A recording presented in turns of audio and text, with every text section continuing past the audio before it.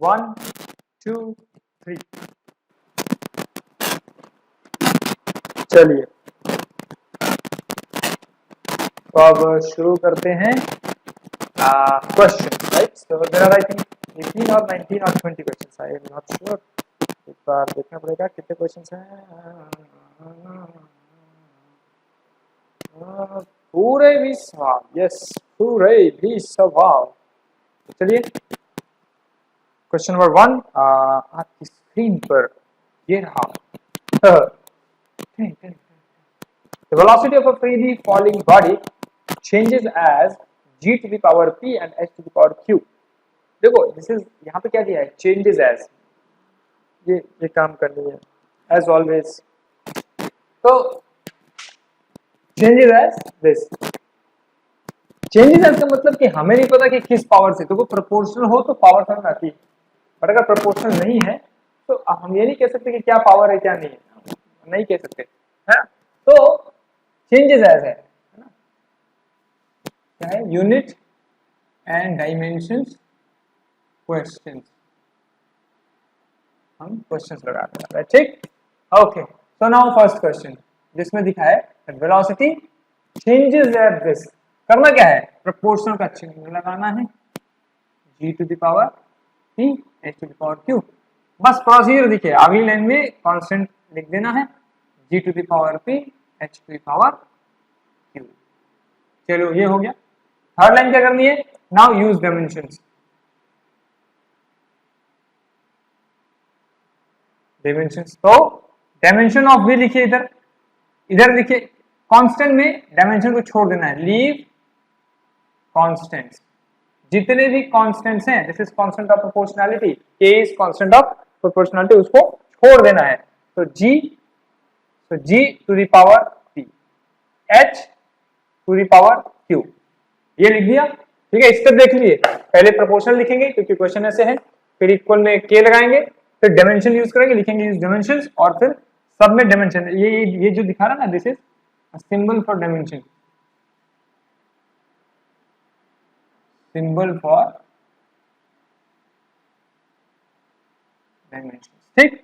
चलो कर दिया, अब डायमेंशन लिख दो। तो वेलोसिटी, अब देखो मैं यहां लिख देता हूं अलग से, है ना, आपको वैसे याद करनी है, ऐसे नहीं कि मतलब कुछ भी। तो वेलोसिटी का होता है lt पावर -1, g का होता है g यानी कि एक्सेलरेशन, तो इसका होता है lt पावर -2, और हाइट, हाइट यानी कि दिस इज लेंथ, तो इसका होता है l।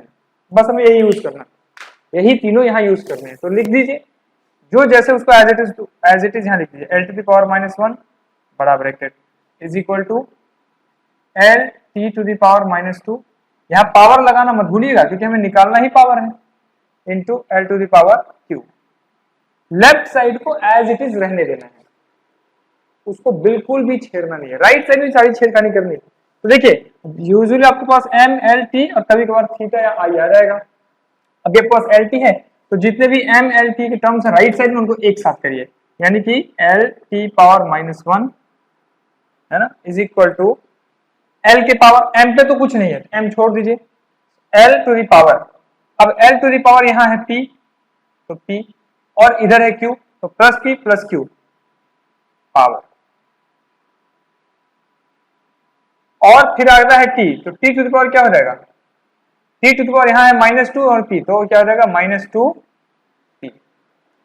इस सेशन में हम थोड़ा सा कंसीडर कर रहे हैं कि मैथमेटिक्स आती है, अगर मैथमेटिक्स नहीं आती तो हो सकता है इस सेशन समझने में थोड़ी डिफिकल्टी हो, है ना, उसमें कोई दो राय नहीं है। हम लोग डोंट वरी, जब हम डिटेल्ड कोर्स एकदम बढ़िया वाला, मतलब बढ़िया तो ये भी है, बट डिटेल्ड कोर्स है ना, डिटेल्ड एक एक चीज उसमें जो बताने वाले हैं, जो कि बिल्कुल एकदम जीरो लेवल का बच्चा उसको समझ पाएगा, तो उसमें हम लोग फिर मैथमेटिक्स को भी डिस्कस करेंगे।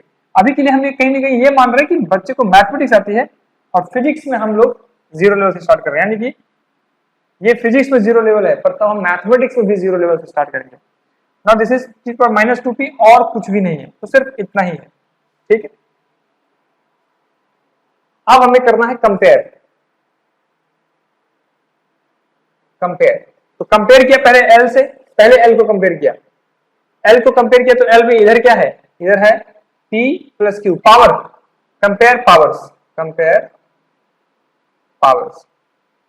L की पावर क्या है P प्लस Q, और इधर L की पावर क्या है 8। This is equation number 1। फिर T को कंपेयर किया, इधर T की पावर क्या है -2P, इधर क्या है -1।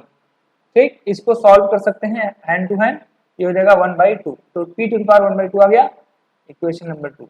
Now use this P here, so what will you get, you will get, आ रहा है नहीं आ रहा है, ज्यादा हल्का हो गया नहीं, चलो दिख तो रहा है कम से कम, है ना। You will get, what will you get, you will be getting that P यहाँ रखिए, so 1/2 plus use value of P in equation 1, तो क्या हो जाएगा आपका plus Q is equal to 1, यहां से Q की वैल्यू आ जाएगी 1/2। अब P और Q दोनों आ गए, पुट कर दीजिए, सो जाओ। So V is proportional to, or V is equal to K G to the power P, G to the power half and H to the power minus half plus half. This is your answer. तो 4 options हैं, okay, मेरे ख्याल से नहीं यही निकालना था, तो यार P की वैल्यू 1/2, दोनों की वैल्यू 1/2 आ गई, यानी option number B is the correct option. This question is done. I hope आपको ये बातें समझ में आ गई होंगी, ठीक है। नाउ नेक्स्ट क्वेश्चन, EMJ, और मतलब पिछली वीडियो में जितनी नॉइज थी ना, मेरा खुद की हालत खराब थी सुन के। अभी मैं पूरे 1.5-2 घंटे से ज्यादा मैंने लगाया, तब जाकर के थोड़ा सोल्यूशन मिला, बट पता नहीं माइक चेंज करना पड़ा, क्या होगा पता, भगवान जाने क्या करना है। बट अभी मैं वीडियो कहीं और रिकॉर्ड कर रहा हूँ, ऑडियो कहीं और रिकॉर्ड कर रहा हूँ, और बाद में बहुत सारा झमेला करना है। Anyways, so now next question, question number 2, क्या इतने में हो जाएगा? आई होप हो जाए। So E, M, J and G represent energy, mass, angular momentum and gravitational constants respectively. Then the dimensions of E, J square upon m to the power 5, G to the power 2. Focus is there. Okay. इसकी dimension क्या होगी? पूछ रहा है what is the dimension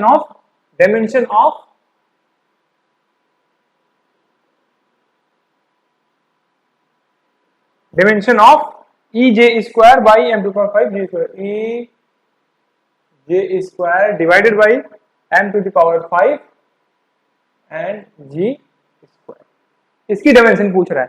तो देखो पहले तो डायमेंशन याद होनी चाहिए, तो याद तो है नहीं तो लिख लेते हैं। तो पहले हम लोग लिख लेते हैं डायमेंशंस ऑफ E। E है क्या, इसमें दिया हुआ है E इज एनर्जी, मेरे को याद है, आपको याद करना पड़ेगा, ऐसा नहीं कि कोई इसका हार्ड एंड फास्ट तरीका है। J क्या है, J J J J J angular momentum. तो एंगुलर मोमेंटम क्या होता है, mvr। तो m यानी कि आप अगर कैलकुलेट करना चाहो तो कैलकुलेट कर सकते हो इस तरह से, m का हो जाएगा m ही, v का l टू पावर -1, r में तो रेडियस l, तो ये जाएगा m l to the power 2 t to power -1, ये हो जाएगा आपका m l to the power 2 t to power -1। इस तरह से आप फॉर्मूले से निकाल सकते हो डायमेंशन। चलो J हो गया। थर्ड क्या है, मास, m इज मास, और मास का होता है जस्ट m।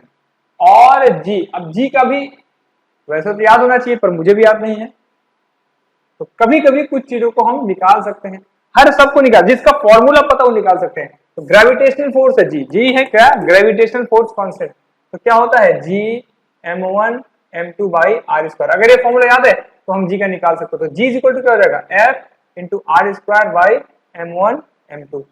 तो निकालिए अब इसको, तो F का हो जाएगा आपका, या अलग अलग लिख लीजिए, are square divided by m1 m2, तो कितना हो जाएगा ये f यानी कि a मुझे याद है ml t power minus 2, r यानी कि l to the power 2 divided by m m, यहां से m की पावर माइनस 1 आ जाएगा, l टू द पावर 3 आ जाएगा और t to the power minus 2 आ जाएगा। तो this is your calculation for g। तो g का क्या आ गया m to the power minus 1, l to the power 3 और t to the power minus 2। I hope सब ठीक हो। बस अब तो बहुत इजी है, पूछ रहा है then the dimensions of EJ square upon इतना, बस कुछ नहीं, कुछ है ही नहीं इस क्वेश्चन में यार, जीरो क्वेश्चन है, ले आओ। तो dimension of EJ square divided by m to the power 5 g square, कुछ नहीं करना, सारी वैल्यू रख दो, तो कितना हो जाएगा, E का क्या है ml square t power minus 2, J का क्या है ml square t power minus 1 power 2 upon ये है m, इसका तो m ही है m टू द पावर 5, और g का क्या है, g का है m to the power minus 1 l to the power 3 t to the power minus 2 to the power 2। भाई अब इसके बाद देखो अलजेब्रा बचती है, ओनली अलजेब्रा, तो देखते हैं क्या अलजेब्रा है। आइए m के पावर्स को देखते हैं, m के पावर्स को देखते हैं, जो पावर्स ऊपर रहेगी उनको प्लस करेंगे, जो नीचे रहेंगे उनको माइनस करेंगे। तो m टू दी पावर यहाँ पे सिर्फ 1 है, m to the power 1 multiplied by 2, उम्मीद है कि इतना आपको आता हो। तो 1 प्लस 2, फोकस है नहीं है, है इधर फोकस चाहिए।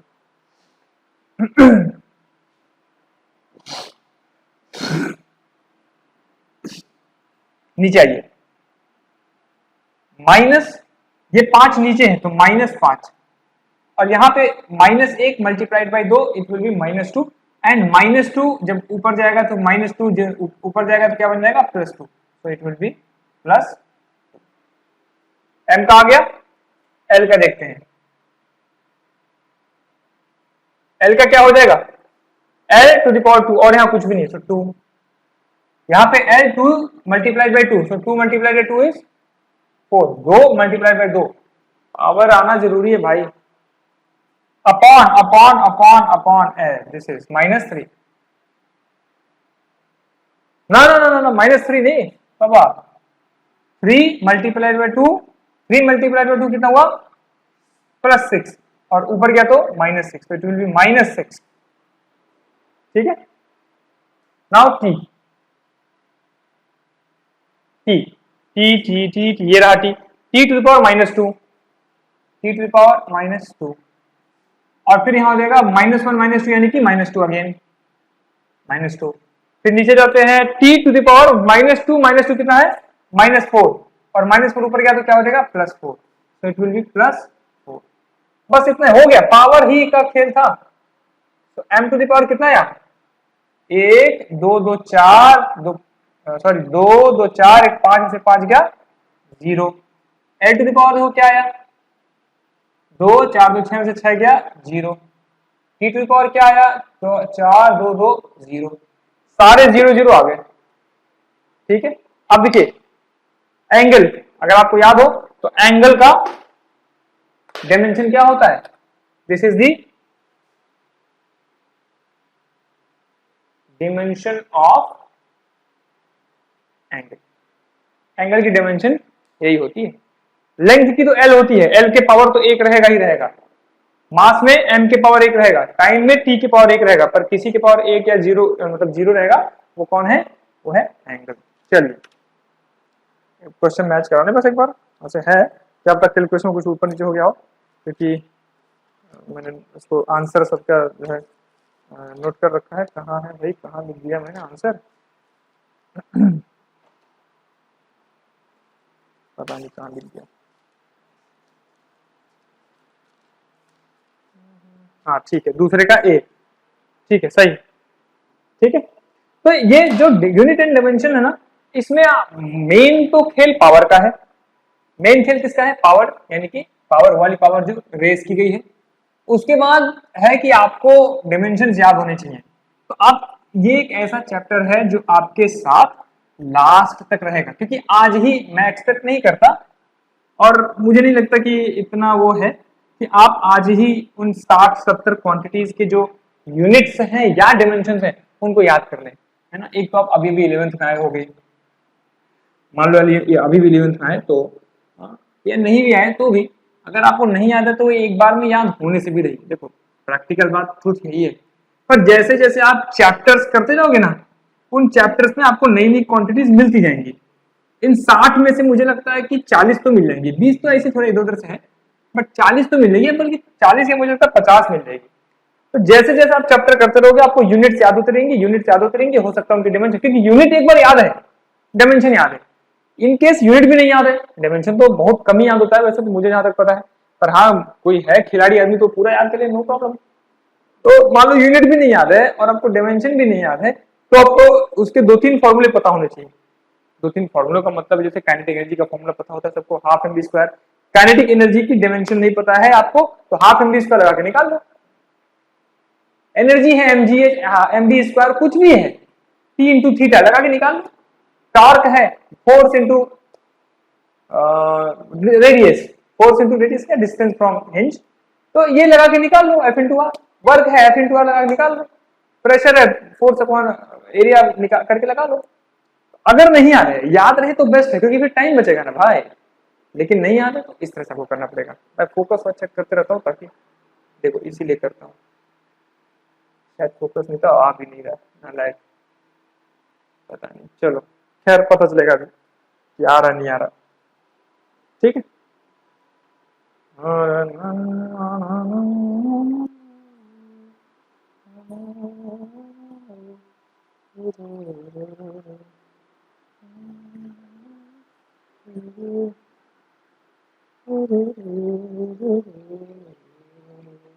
चलिए next question, third, which of the following is not dimensionally correct। तो ये आपका याद है अगर आपको, तो आपका एक जो है इस यूनिट डायमेंशन में जो आपने पढ़ा था प्रिंसिपल ऑफ होमोजेनिटी, उससे हम लोग चेक कर सकते थे कि कौन सा डायमेंशनली करेक्ट नहीं है, कौन सी इक्वेशन करेक्ट नहीं है। करना क्या है, जस्ट अगर आपको चेक करना है तो आपको ये अप्लाई करना है, मैं ऊपर लिख देता हूं कि dimension of left hand side must be equal to dimension of right hand side, और अगर ऐसा नहीं है देन इनकरेक्ट, और if it is like that then it is correct. Dimensionally correct, dimensionally incorrect, पता चलेगी क्या DIDC लिख दिया, DC यूनिवर्स मार्वल्स। चलिए तो पहला तीसरे क्वेश्चन का ए ऑप्शन, इसमें ऑप्शन से चुनना पड़ेगा क्योंकि आपका ऑप्शन से पूछ रखा है तो आपको चुनना ऑप्शन से ही होगा। S is equal to half a T square. So first left hand side, left hand side क्या है, वो है S, तो लेफ्ट हैंड साइड L का, S का क्या होगा, S मतलब लेंथ है L, ठीक। चलो right hand side, right hand side क्या है, हाफ। याद रखना जो कांस्टेंट है उनको हटा देते हैं। अगर हम श्योर हैं कि कांस्टेंट के पास कोई डायमेंशन है तब नहीं हटाएंगे। अरे हाफ है, 2 है, 4 है, 5 है, 10 ऐसे हटा देंगे, पाई वाई दिया हुआ है। लेकिन अगर आपको पता है कि इस कांस्टेंट की तो एक डायमेंशन है, जैसे कि हमने ग्रेविटेशनल कांस्टेंट देखा, ग्रेविटेशनल कांस्टेंट के पास डायमेंशन थी, है ना, वो डायमेंशन लेस कांस्टेंट नहीं था, उसको नहीं हटाएंगे गलती से भी नहीं, बिल्कुल नहीं। किसको हटाएंगे, जिसके पास डायमेंशन ना हो। ए यानी कि आपका एक्सेलरेशन है, तो ए का होता है, ओ बुझ गया,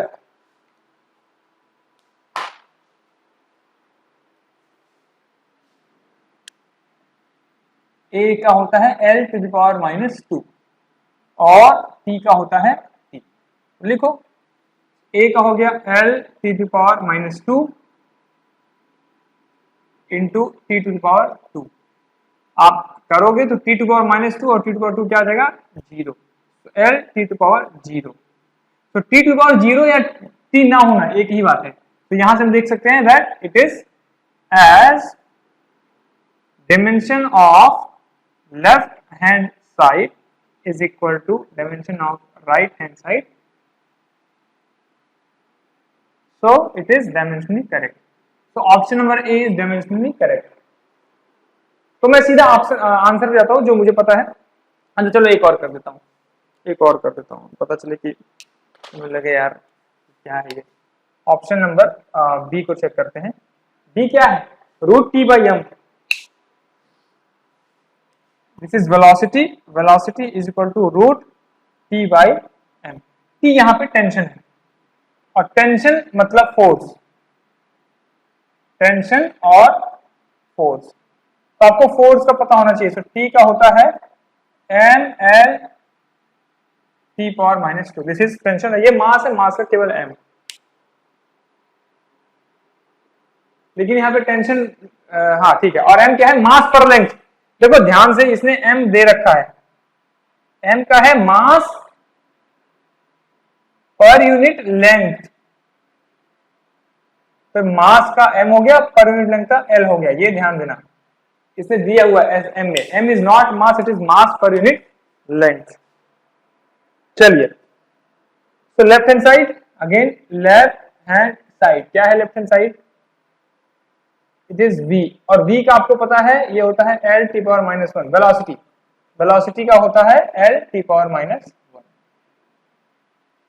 ठीक है, चलो ये तो यही पे सॉल्व थोड़ा कुछ करना हो गया। राइट हैंड साइड देखते हैं अब।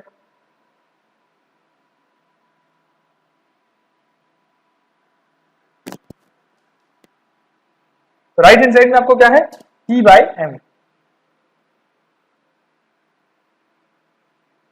T by M. टी यानी कि टेंशन, यहां से निकल आएगा आपका एम एल। अच्छा रूट में है, ध्यान देना रूट में है, तो रूट में है तो इसको क्या लिख सकते हैं? That T by M to the power one by two. ये जो भी आएगा उस टोटल की पावर वन बाई टू भी लिखेंगे राइट हैंड साइड में। तो M L T power minus two divided by M divided by L, और टोटल की पावर क्या है? One by two. चलिए ठीक है, कितना हो जाएगा ये फिर? देखिए m तो m कट जाएंगे और l चला जाएगा ऊपर, ऊपर l एक पहले से है, एक नीचे से है, और ऊपर हो गया आपका l to the power two और t to power minus two और total power one by two. m से m कट गए, ऐसे काटना नहीं चाहिए बट मैंने आपको दिखाने के लिए काट दिया। और ये पावर अंदर जाएंगे तो l टू पावर एक बचेगा और t पावर माइनस एक बचेगा, r h s। Now again as LHS is equal to RHS, so it is dimensionally correct। खत्म, ठीक है ना। Similarly T is equal to 2H by G, यही है जो dimensionally correct नहीं है। ऑप्शन नंबर सी मैं वही दिखा देता हूं ताकि एक आंसर आप देख ले कि आंसर कैसा होता है। अगर dimensionally correct इनकरेक्ट है तो क्या हो जाएगा? डी मैं सॉल्व नहीं करूंगा, डी आप सॉल्व करना। सी is T is equal to 2h by g। तो t होता है टाइम, h होता है हाइट, और g का लिख देता हूं it is l t power minus to. Acceleration है। नाउ लेफ्ट हैंड साइड क्या हो जाएगा? इसका हो जाएगा t। Now right hand side, right hand side क्या है? 2h by g। तो 2 हटाएंगे क्योंकि this is a constant,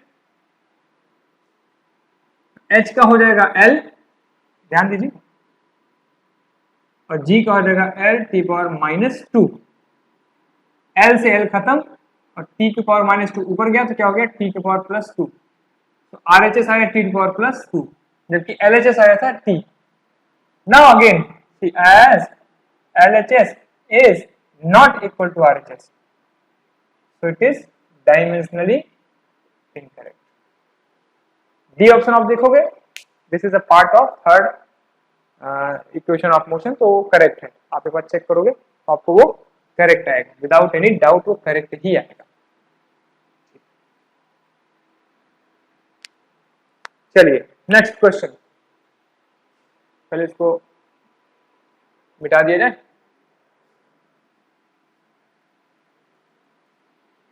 question number 4 आपकी स्क्रीन पर ये रहा।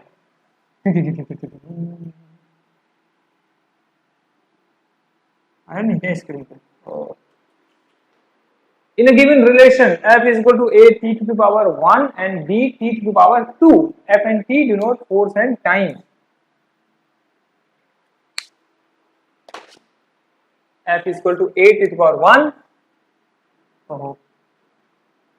and this is b t to the power 2. Respectively, then dimensions of a and b are respectively as.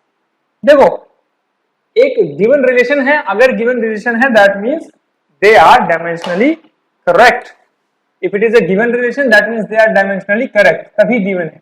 पूछा तो है नहीं, पूछा नहीं है कि dimensionally correct है कि नहीं, तो हम भाई मानेंगे क्या वो dimensionally correct है, इसका मतलब तभी तो नहीं पूछा, वरना पूछ नहीं लेता कि बताओ क्या बात है. बड़े कम क्वेश्चन में बड़ा लंबा टाइम बीत गया. चलो, जो बीत गया सो बीत गई, जो बीत गई वो बात गई. गाना तो कोई है नहीं, बट क्या करें. चलिए, अब आपको निकालना है ए और बी का. क्या कैसे निकालेंगे, बात है कि निकालेंगे कैसे, आखिर निकालेंगे कैसे नहीं. तो आपको यूज वही करना है, प्रिंसिपल ऑफ होमोजेनिटी. अब प्रिंसिपल ऑफ होमोजेनिटी के सेकंड वाले मैंने आपको बताया था. करना क्या था, करना यह था कि अब जब एक बार आपको ऐसे मिल रहा है something is equal to something plus something, आप वो वीडियो पर देखना वो पोर्शन जब मैंने बताया था, तो आपको करना क्या है कि डायमेंशन लगाना है. यूज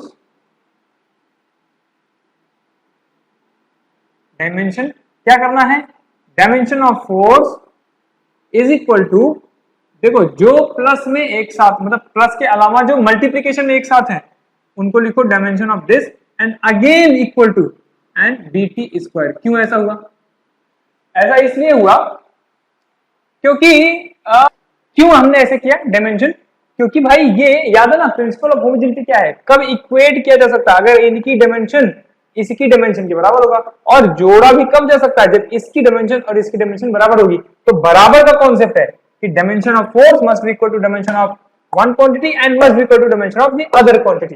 डायमेंशन में प्लस नहीं लिखेंगे, पता चले डायमेंशन भी प्लस लिख दिया, अरे भैया नालायक हो एक नंबर के, कुछ भी कर सकते हो, मुझे पूरा भरोसा है, पर ये फोकस क्यों नहीं आ रहा. अरे फोकस काहे आवे नाही फोकस रे, फोकस काहे आवे नाही फोकस रे. ठीक है,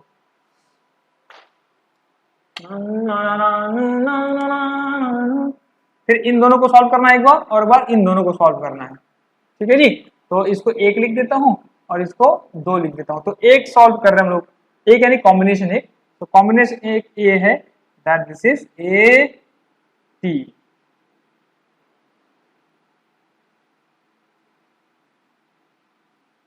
ठीक है जी, तो ए बराबर क्या हो जाएगा, एफ बाई टी.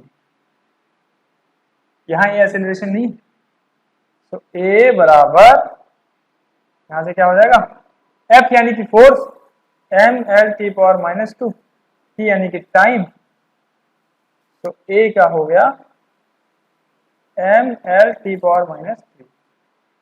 यार M L T power minus three, option C में पहला देखो आपका है. उसके बाद खैर सेकेंड कॉम्बिनेशन ये वाला, वैसे देखा जाए तो एग्जाम पॉइंट ऑफ व्यू से तो यही आंसर आ गया आपका, लेकिन हम तो सीख रहे हैं, हम तो सीख रहे हैं जी, हम तो सीख रहे हैं जी, हम तो सीख रहे हैं जी.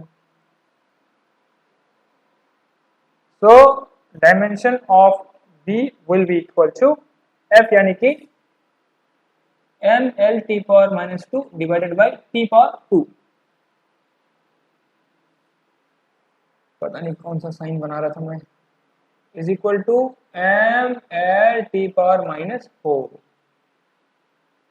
क्या ऑप्शन नंबर सी मैच हुआ, यस पूरी तरह से मैच हो गया. क्योंकि था टाइम डिले, मुझे लग रहा है मैं तो 1 घंटे में बनाना चाह रहा था इसको, लेकिन लक्षण दिखाई नहीं दे रहे, आधे घंटे, 4 ही क्वेश्चन में आधे घंटे निकल गए यार.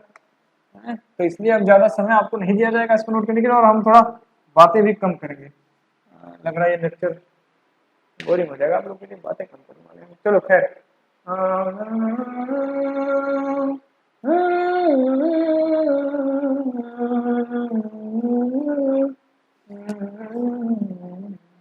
क्वेश्चन नंबर 5 देखो, y is equal to a sin omega t minus kx, y is equal to a sin omega t minus kx।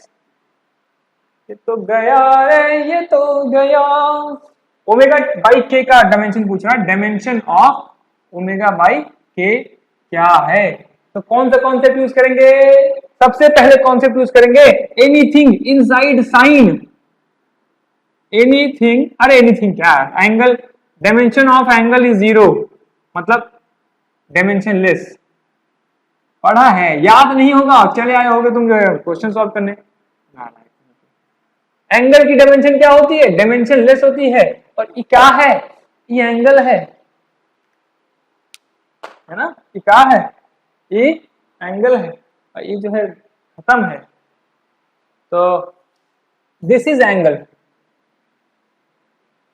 तो हम बोल सकते हैं दैट ओमेगा टी, अच्छा अब चलो इसको थीटा मान लेते हैं, थीटा, तो theta is equal to omega T minus K X. अब देखो भैया, एंगल है, इसकी जो हमने लिखा है तो छोड़ दो इसको, कोई मतलब ऐसे लिख दो, और इसकी डायमेंशन क्या है ओमेगा टी, और इसकी डायमेंशन क्या है के एक्स। अगेन वही कॉन्सेप्ट, भले बीच में प्लस या माइनस है, डायमेंशनली तो इक्वल होंगे ना, ये दोनों डायमेंशनली इक्वल होंगे, और एक्चुअली इक्वल क्या मतलब डायमेंशन लेस ही होंगे। और इसका तो आंसर ही पता हमें, that this is m to power 0 n to power 0 2 power 0। हालांकि इस वाला का और इस वाले का कुछ यूज नहीं है, यूज तुम्हें यहां से डायरेक्ट देखना है, क्या हो जाएगा। So omega T is equal to K X, omega by K करो, omega by K is equal to X by T.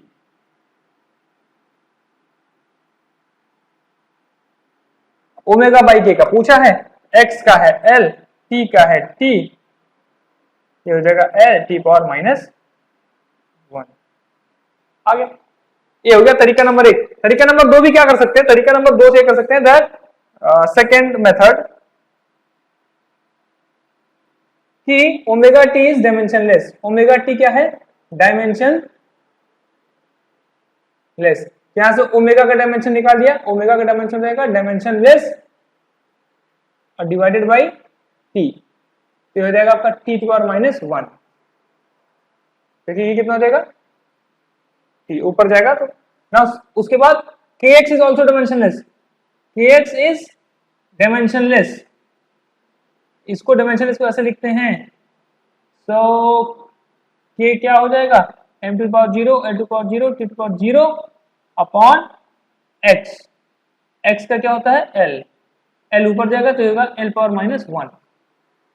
ठीक, पूछा गया है हमसे, हमसे पूछा है, पूछा है हमसे, पूछा है, पूछा है हमसे, पूछा है, क्या पूछा रे पूछा, ओमेगा बाई के, ओमेगा का हमारा है टी टू पावर माइनस 1 और इसका है L two power minus 1, L ऊपर जाएगा क्या आएगा एल टी पावर माइनस 1। अरे भैया आ गया ना, दोनों बार एक ही आंसर आएगा, दो मेथड बता दिया, समझे, समझे रे पगलू। खैर ऑप्शन में है फ्रीक्वेंसी नहीं वेलोसिटी, देखो याद रखना पड़ेगा यार, this is the dimension of, this is dimension of, dimension of velocity, velocity.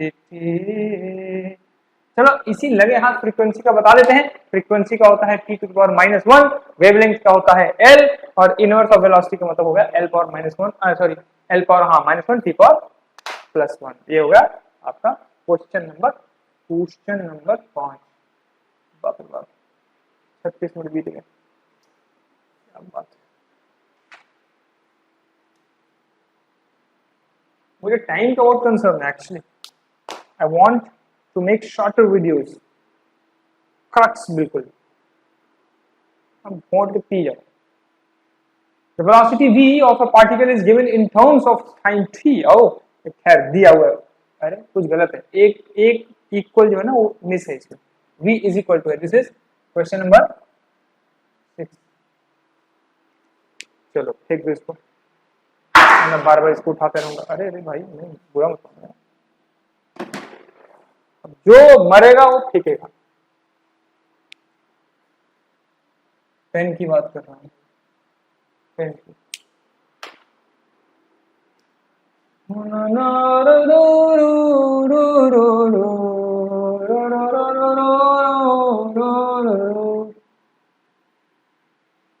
Dimensions of A B and C, तो कुछ नहीं, प्रिंसिपल ऑफ होमोजेनिटी। क्या मतलब है? पहला मतलब तो यह है कि दिस इज,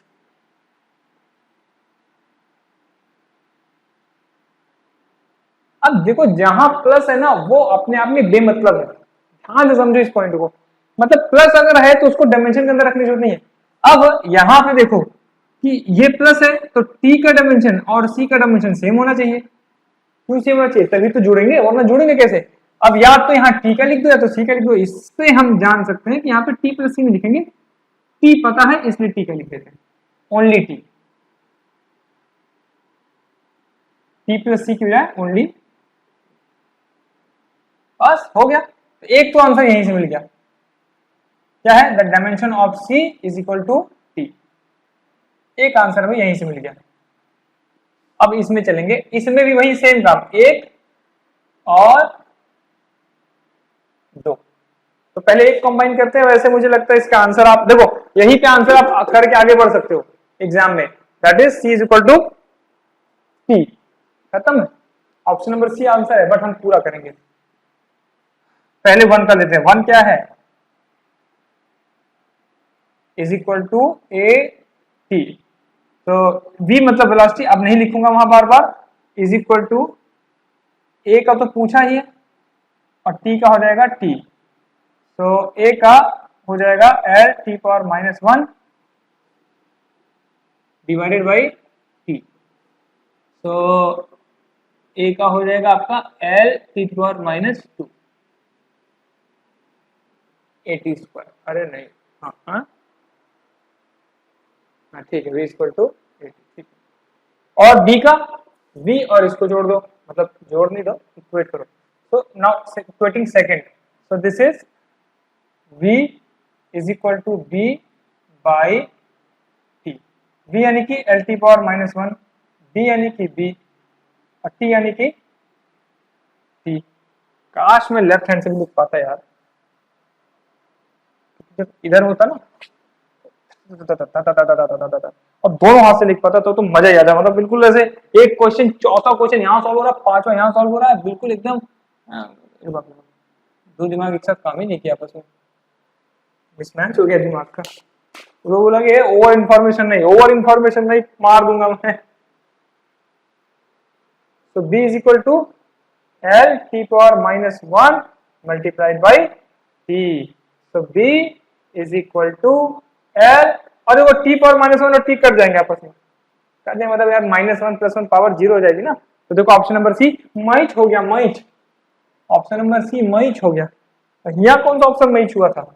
यहाँ मेरे ख्याल से ऑप्शन नंबर बी मैच हुआ था, velocity option number B match हुआ था। ठीक है जी, बाप रे 20 क्वेश्चन है रे बाबा, और हमारा तो 40 फुट जीत गया। इन द रिलेशन आया नहीं, अच्छा चलो मिटाई देते हैं पहले यार, मिटाई देते खुश।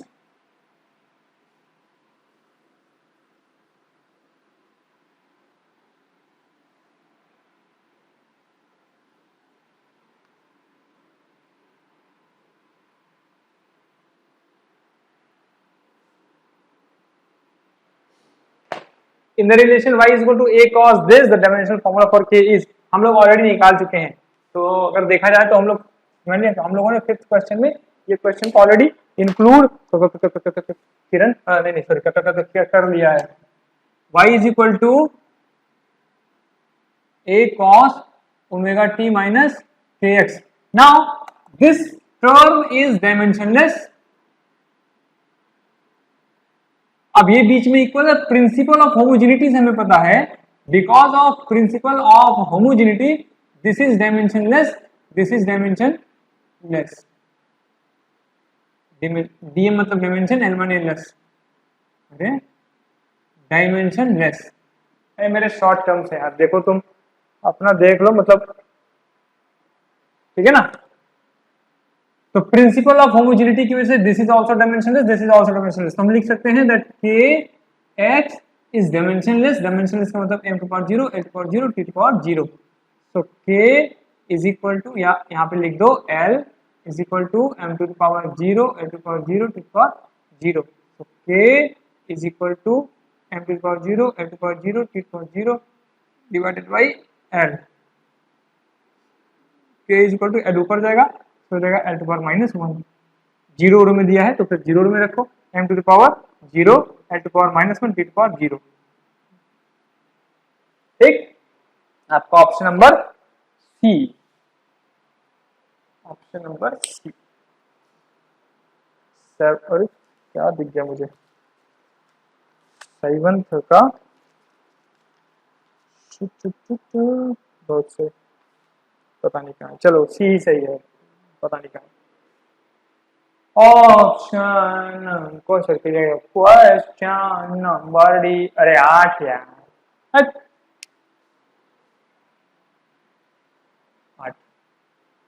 क्या है 8 भाइयों बहनों. Spherical ball of mass and radius r is allowed to fall in medium of viscosity and time in which the velocity of the ball increases from 0 to 6 times the velocity is called time constant. Time constant can be represented by, देखो इसमें क्या है question में, time constant की dimensionally मतलब dimension tau के लिए पूछा है कि क्या होगा, किस रिलेशनशिप से हम दिखा सकते हैं. अब यहाँ पे कुछ कुछ ऐसे मतलब क्वेश्चन बोलते बोलते इसने कुछ कुछ चीजों का नाम दिया है. स्फेरिकल बॉल ऑफ, पहली चीज दी है मास, ऐसा नहीं बोला कि डिपेंड कर रहा कि नहीं कर रहा, दिया तो है कम से कम. दूसरी चीज दी है रेडियस, बस क्वेश्चन का लैंग्वेज और कुछ नहीं. तीसरी चीज दी है विस्कोसिटी, और टाइम इन विच, टाइम है क्या नहीं, और एक्सीलरेशन, ग्रेविटेशनल ग्रेविटी वाला जी. और कुछ दिया है क्या भाइयों बहनों, और कुछ दिया है क्या, नहीं दिया है तो हम देंगे. ठीक है ना. अब ऑब्वियस ही बात है कि इन्हीं पे डिपेंड कर रहा होगा, और आप ऑप्शन देखो फॉर्मूला इन्हीं के बीच में, यानी कि इन्हीं पे डिपेंड कर रहा होगा. तो हमें सोचना है, तो हमें सोचना है, तो हमें सोचना है. तो भैया इसको दो तरीके से कर सकते हैं. चलो हम पहला तरीका बताते हैं जिससे शायद ये ना हो. यस, शायद ये ना हो, और बताएंगे क्यों नहीं हो. पहला तरीका है कि जो हम लोग देखते आए हैं, that tau is proportional MRNG MRN मतलब ईटा. ठीक है, is proportional to m to the power a, r to the power b, eta to the power c, g to the power d. इससे होगा नहीं है जहां तक हमको पता है. हो गया तो गुड लक.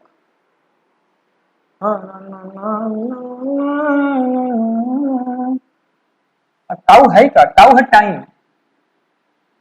टाउ है टाइम.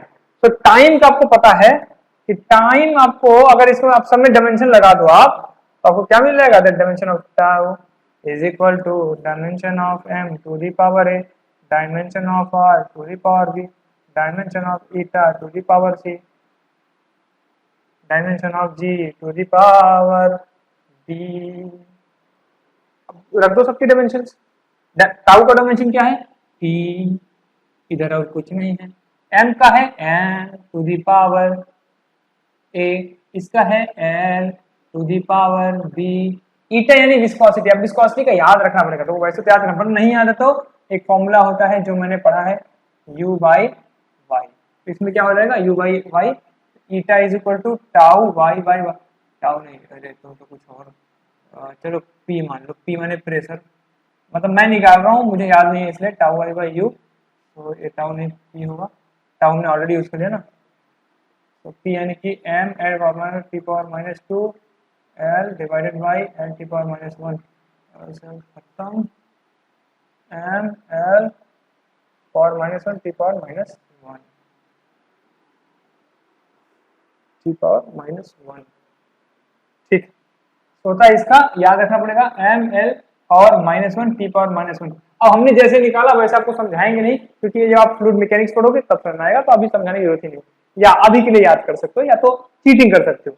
यस, अभी के लिए you are allowed to cheat on few quantities, मतलब वेलोसिटी एक्सेलरेशन में चीट मत करना मेरे बात, इस पे करना ये तो थोड़े भारी भरकम है, वेलोसिटी एक्सेलरेशन चीट कर रहे हैं, मास लेंथ चीट कर रहे हैं, पागल कहीं के। To the power c and this is l to power -2 for d, ठीक है।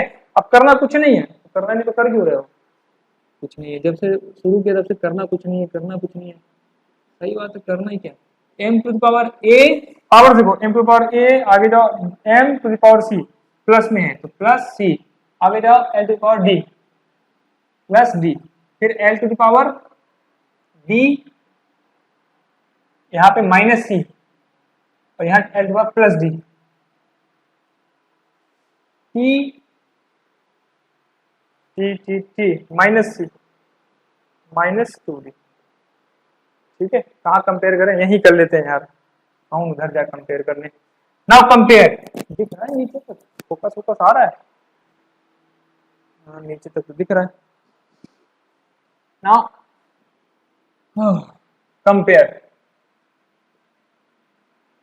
कंपेयर कर लो भैया, कर लो, कंपेयर किया पावर्स, अरे भैया पावर्स यार, तो क्या आया इधर देखो, यहाँ पे लिख समझ सकते हो that this is m to the power 0 l to the power 0 है पहले से, तो a plus c plus d, a plus c plus d is, जब m को कंपेयर किया m के पावर्स को तो हमें मिला a plus c plus d is equal to 0, l के पावर्स को कंपेयर किया तो b minus c plus d is equal to 0, और t वाले को कंपेयर किया तो minus c minus 2d is equal to 0, है ना, इस बार 0 नहीं 1। तीन इक्वेशंस आ गए, equation number 1, equation number 2, equation number 3। अब इसके आगे मैं सॉल्व नहीं करूंगा क्योंकि समय की बर्बादी है। अब देखिए एक कानून आप जानते होंगे, गणित का कानून, गणित का कानून है बरखुरदार कि अगर, चलो लिख ही देते हैं यहाँ पे, number of unknowns, number of unknowns is equal to कितने हैं, 4, कौन से, ए बी सी और डी, और नंबर ऑफ इक्वेशंस कितने हैं, 3। भैया number of unknown number of equation से ज्यादा है, अतः इति न संभवामि, इति न संभवामि, यह संभव नहीं है, मतलब पता नहीं संस्कृत सही थी गलत थी, परंतु ये सॉल्यूशन नहीं होगा, सॉल्यूशन नॉट पॉसिबल, क्योंकि अननोन ज्यादा है, because unknown greater than equation. Solution कब पॉसिबल होता है, जब अननोन्स भी उतने ही हो जितने इक्वेशंस हो, या इक्वेशन जितने हो उतने ही अननोन्स हो। अरे भैया तो फिर तब छोड़ दें, छोड़ो क्या करोगे, नाना भी आंसर नहीं मानना है भाई। अब देखो दो मेथड है, तो पहला मेथड, अब दूसरे मेथड में करना क्या है, आंसर चेक करो, सीधा सीधा क्या चेक करो, आंसर, आंसर ही चेक करो, यानी कि पहले देखो आंसर नंबर ए, अभी करेंगे वो भी, पहले सुन लो, फिर आंसर नंबर बी, फिर आंसर नंबर सी। लेकिन ये तो तब ना जब तुम्हें पहले पता चल रहा है कि सॉल्व नहीं होगा, अब फिर सारा बैठ के सॉल्व करें, मान लो ऑप्शन सी सही आंसर, तो ऑप्शन ए भी सॉल्व करो नहीं आया, बी भी सॉल्व करो नहीं आया, सी भी सॉल्व करो नहीं आया, हो गया कट गया। करना क्या, करना ये है कि अगर मान लो आपने यहां तक सॉल्व कर दिया और आपको अब पता चला कि अरे गड़बड़ हो गया, ये तो सॉल्व नहीं होगा, अरे तो सॉल्व नहीं होगा, अब यहाँ बुद्धि लगाओ, बुद्धि क्या लगाना है, बुद्धि ये लगाना है यहां से पहला option A, option A, option A में m के पावर है 1, m के पावर है 1, यानी कि a की वैल्यू क्या है 1, और r के पावर है 2, r के पावर 2 माने b की वैल्यू है 2, और c के ईटा अपॉन में है, ध्यान से, मैं इधर कर रहा हूं तुम इधर देखना, ईटा नीचे है, नीचे मतलब -1, सी की वैल्यू -1 और डी जी है ही नहीं उसमें, तो जी बराबर सॉरी डी बराबर 0।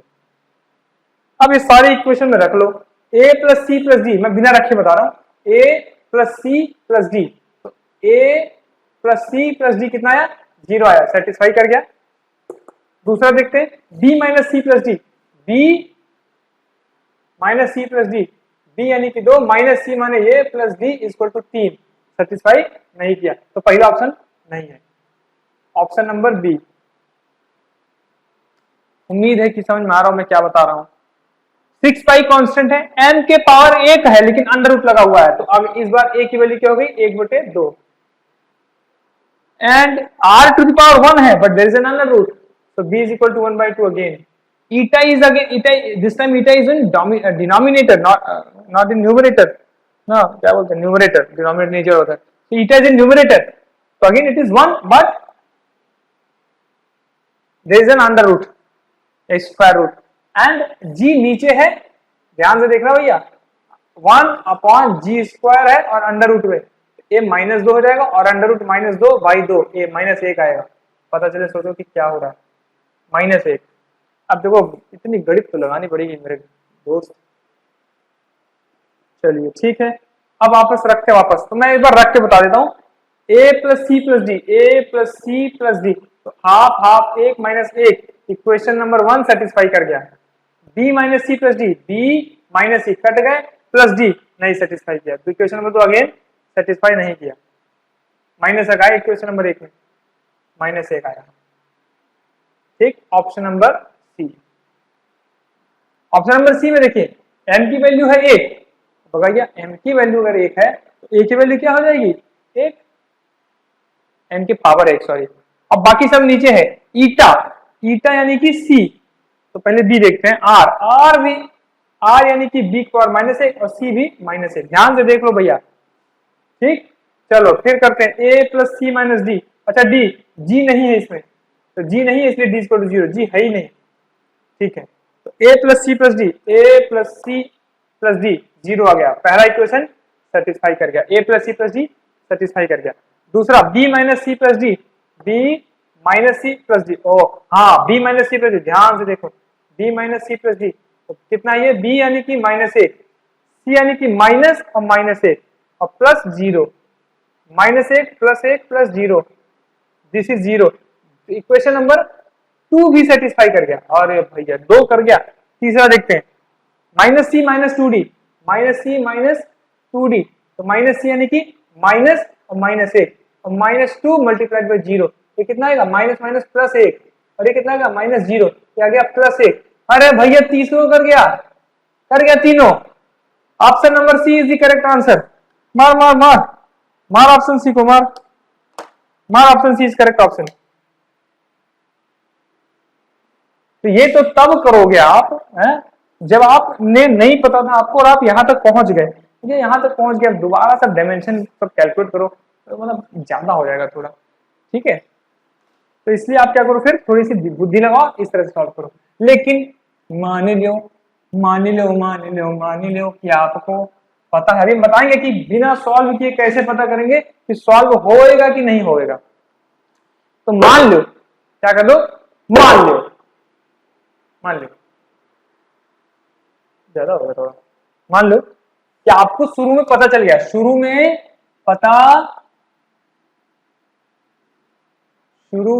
पता लग गया कि सॉल्व नहीं होगा, तो भैया फिर आप इससे शॉर्टकट कुछ नहीं है, मतलब दोनों एक ही बराबर है लगभग, तब option number A mr² by 6 pi ईटा निकालिए, m का हो जाएगा l, सॉरी m का हो जाएगा m, l का हो जाएगा l to the power 2 divided by 6 और पाई कांस्टेंट छोड़ दीजिए, ईटा का कहाँ निकाला था, हटा दिया, ml power -1 t power -1, ml power t power -1, इसे एक बार आंसर देख ले सी आया है नहीं आया, पता चले कि 8वां क्वेश्चन, पहले तो कहाँ नोट किया मैंने वो, अच्छा, इसके भी पीछे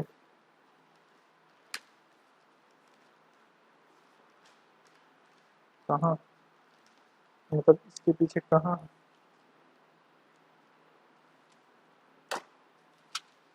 गायब हो गया भाई, रुको पहले।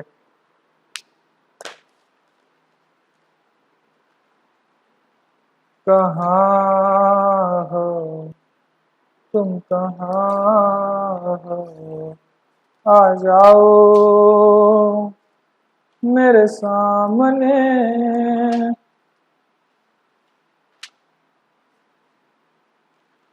अच्छा, ओ अच्छा, ये उसके नोट्स के पास है, अरे पता मैं क्या कर रहा था, वो आपने फोटो देखी एक बार कि एक आदमी ने बहुत बड़ा गड्ढा खोदा और एक आदमी ने थोड़ा सा गड्ढा खोदा। थोड़ा सा जिसने गड्ढा खोदा, अगर होगी तो मैं चिपका दूंगा इधर फोटो, लेकिन अगर थोड़ा सा जिसने गड्ढा खोदा उसको मिल गया सोने का एक टुकड़ा, को लेके चल दिया। और जिसने बहुत बड़ा गड्ढा खोदा बहुत उम्मीद में, उसको कुछ नहीं मिला बेचारे को। लेकिन इस पिक्चर में ऐसे दिखता है कि बहुत बड़ा गड्ढा खोदा हुआ है और बस 1 मिलीमीटर पीछे सोने का पूरा खजाना है। एक सोना नहीं, पूरा खजाना। दूसरे वाले ने थोड़ा सा किया, सोना मिल गया, वो लेके चल दिया थोड़ा सा। लेकिन पहले वाले को बहुत सब कुछ किया लेकिन नहीं मिला, बट बैकग्राउंड में बहुत सारा सोना है और वो वहीं से हार मान के चल देता है, वहीं से चल देता है। मैं वही कर रहा था, एक पेज और पलट देता तो भी पता चल गया था कि कहाँ है आंसर। मैं जब से ढूंढ रहा हूँ तब से एक पेज नहीं पलट रहा था लास्ट। खूब सारा पलटा, खूब सारा पलटा, खूब मेहनत की, एक लास्ट पेज नहीं पलट रहा था। तो ये क्वेश्चन नंबर 8 है जिसका आंसर है सी। चलो ठीक है, अब देखो ये आप रखो, सिंपल रखोगे। m टू द पावर, मैं डायरेक्टली लिख देता हूँ, m एक है, यहाँ भी एक है, m खत्म हो जाएगा। l के पावर 2 है, l के पावर 3 आ जाएगा, और t के पावर माइनस है तो t के पावर 1 आ जाएगा। And this is not a dimension of time, not a dimension of time. हमको जो चाहिए वो है डायमेंशन ऑफ टाइम, t चाहिए। This is not a dimension of time. Option number B, क्या है option number B? 6 pi M R eta, 6 pi M R eta divided by G square. चलो सीधा ऑप्शन सी देख लेते हैं यार, क्यों आप टाइम वेस्ट करना इतना सब, है ना। C, M upon 6 pi eta R, M upon 6 pi eta R. M यानी कि एम, 6 और पाई हटा देंगे, ईटा यानी कि M L power -1 T power -1, और आर यानी कि एल। तो एम से एम खत्म हो गया, इस टी पावर -1, एल -1 +1 खत्म, और ये ऊपर चला जाएगा तो टी आ जाएगा आंसर। तो ठीक है, आप इस तरह से लगा सकते हैं अगर आपको पता चले। अब पता कैसे करेंगे कि, मैंने सवाल लगाने के पहले ही कैसे पता करेंगे? सवाल लगाने के पहले हम ऐसे पता करेंगे, आप ये समझो, मान के चलो कि जहां 3 से ज्यादा डिपेंडेंसी है, जहां, ये आप नोट कर सकते हो, इफ डिपेंडेंसी, या इसको बोलते हैं, देखो इसको बोलते हैं इंडिपेंडेंट वेरिएबल्स, इन डिपेंडेंट वेरिएबल्स, और इसको बोलते हैं डिपेंडेंट वेरिएबल। इसको मतलब कि इसको बोलते हैं डिपेंडेंट वेरिएबल, और इधर पूरे को बोलते हैं इंडिपेंडेंट। तो भैया देखो, if number of independent variables is greater than 3, then alert, may क्या 90% cases can not solve.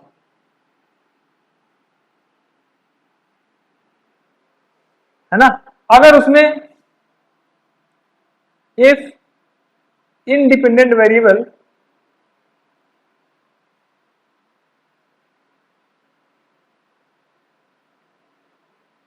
includes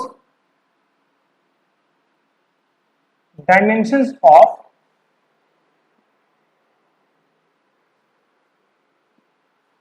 temperature और current 10% cases, 10% cases, then we can solve. Then we can solve. लेकिन फिर भी मैं कहूंगा कि आप ऑप्शन सी को तो ज्यादा अच्छा है. चलो नेक्स्ट. वो 1 घंटा पी दिया यार. Next is the 9th question. In the formula, ये वाला जो भी दिया हुआ आपके सामने. अरे यार मैंने पहले 9वां ही कर दिया लग रहा है. नहीं मैंने पहले ही किया था. सॉरी. इन द फॉर्मूला जो भी क्वेश्चन है, मैंने क्वेश्चन पढ़ लिया, आप क्वेश्चन पढ़ लो जब तक मैं इरेज करता हूँ. तो इसमें दिया हुआ है कि वेलोसिटी इज डिपेंडेंट ऑन और is a function of E is bulk modulus of elasticity and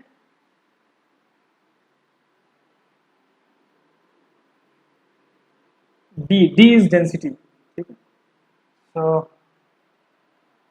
velocity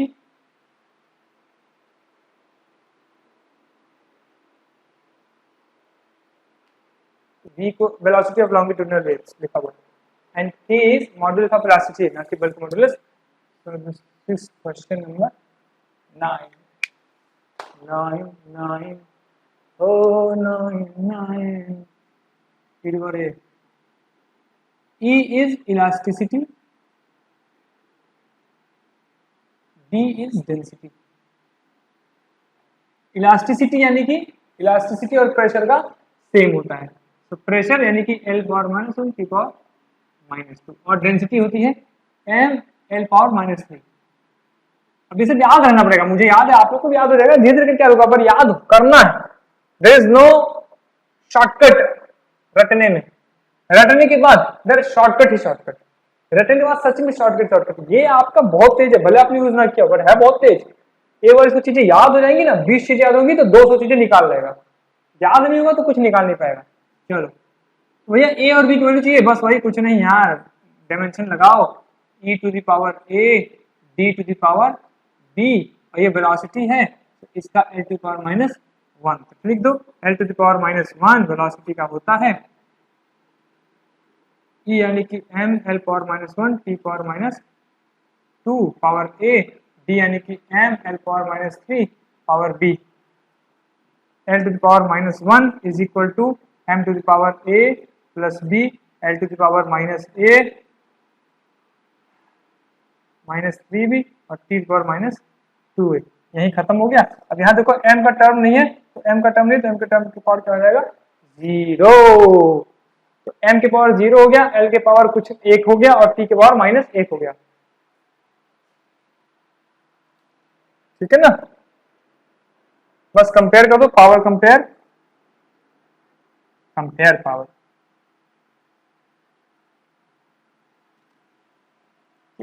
अजीब तो रहता है ना. मैं खुद अपनी वीडियो देखता हूँ, लगता है क्या पोजीशन है भाई. Compare power. a plus b is equal to 0, l को किया -a -3b is equal to 1 और t को किया -2a इज इक्वल टू -1. पहले इसको सॉल्व करते हैं. a की वैल्यू आ गई 1/2. यहाँ रख दें तो a प्लस बी हमें यहाँ दिख रहा है साफ साफ कि a plus b is equal to 0 है. a की वैल्यू 1/2 आ गई plus b is equal to 0, तो b इज इक्वल टू -1/2. दो वैल्यूज आ गई और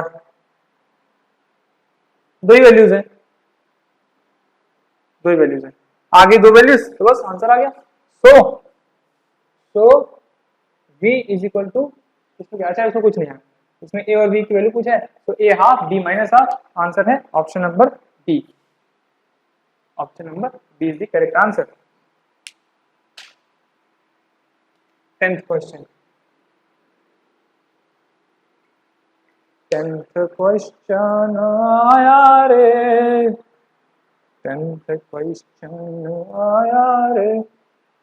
If P is the pressure of gas, rho is its density, then dimension of velocity is. देखो यार क्या सॉल्व करोगे, तुम खुद सॉल्व करना है इसको.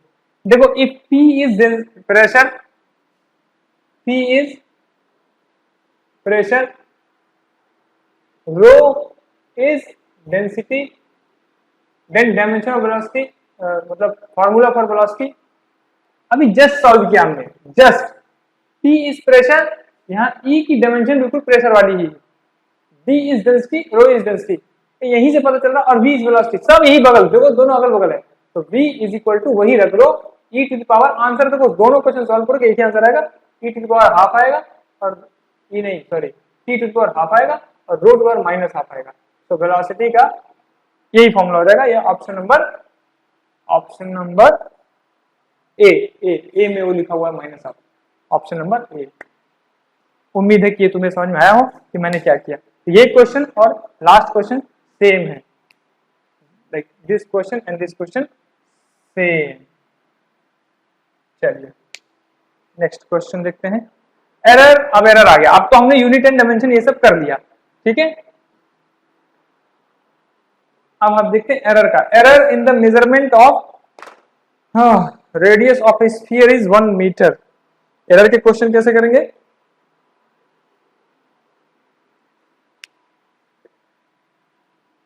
Eleventh question, error in the measurement of radius of a sphere is 1%। Radius में देखो स्फीयर 1% दिया, ध्यान से देखना 1%, तो 1% के लिए यानी कि ये दिया हुआ है delta r by r multiplied by 100, ये दिया हुआ है, याद रखना। जब भी परसेंट दिया हो, परसेंट ना दिया हो, फ्रैक्शनल दिया है, तो फिर only delta r by r. The error in the calculated value of its volume. तो पहले तो देखते हैं फॉर्मूला का, वॉल्यूम का फॉर्मूला का है 4/3 पाई आर क्यूब, याद है आपको। तो अब ये हमारा कौन सा फॉर्मूला लगेगा? एरर का वो फॉर्मूला लगेगा z is equal to a to the power p b to the power q divided by c to the power r। हमने ऐसे या ऐसे कुछ किया था, m2 या pqr किया था। अब इसमें देखो हमें वेरिएबल से मतलब है, कांस्टेंट से मतलब नहीं है फाइनल आंसर में। तो फाइनल क्या था? z बाई z, और चूंकि यहाँ पे मैंने बोला था परसेंटेज है, तुम 100 का मल्टीप्लाई करोगे और ये हो जाएगा p delta a by a multiplied by 100 plus q delta b by b multiplied by 100 plus r delta c by c multiplied by 100। ठीक, फोकस, यस।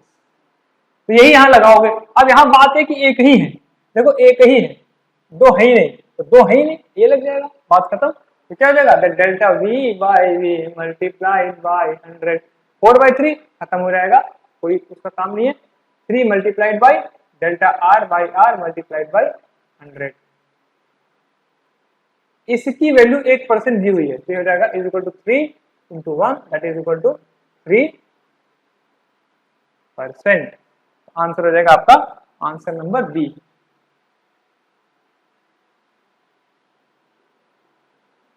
उम्मीद आपको समझ में आया हो।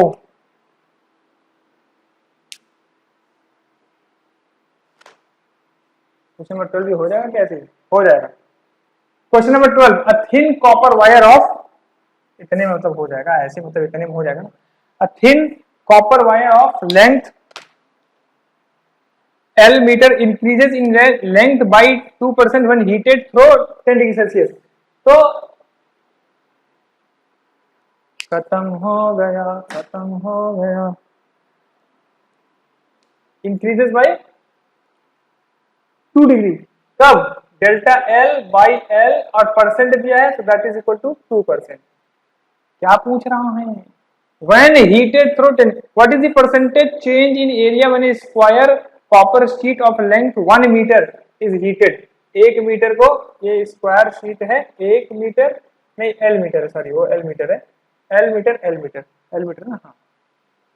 एक वायर को हमने जब वो किया तो ये इतनी इंक्रीज हो गई, इसको करोगे तो इधर से इतनी हो जाएगी और इधर से भी इतनी हो जाएगी, मतलब हर तरफ से हो जाएगी। कहने का मतलब ये है कि टोटल जो लेंथ हो जाएगा ना इंक्रीज, वो कितना हो जाएगा? एक देखो ये लेंथ पूरा पूरा बढ़ के इतना हो जाएगा, और ये लेंथ बढ़ करके और ये बढ़ करके इतना हो जाएगा, तो ये बढ़ करके कुछ ऐसे बन जाएगी, यही शीट लगभग ऐसे बन जाएगी, हालांकि ऐसे मान लो बनेगी, ठीक है ना। तो ये भी बढ़ गया और ये भी बढ़ गया, तो क्या लिखेंगे, एरिया बराबर क्या हो जाएगा, एरिया इज इक्वल टू, ध्यान से देखिए,